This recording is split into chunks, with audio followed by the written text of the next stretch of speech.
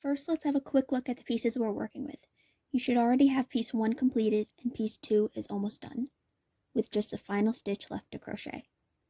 As we make this join, we'll be identifying key stitches: stitch 1, stitch 2, stitch 3, and stitch 4. Begin by single crocheting through the 2 pieces, going through stitch 1 and stitch 2. For the first stitch, make sure you insert the hook from the wrong side of the piece. Move your stitch marker to this stitch as it now marks the beginning of the new round. Next, make a second single crochet into stitch 2. Continue around with single crochets until you reach stitch 3.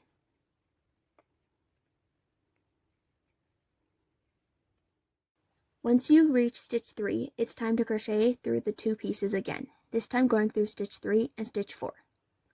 After that, make sure to crochet into stitch 4 again. Continue crocheting around until you reach your stitch marker. And there you have it. You've successfully completed the seamless join technique.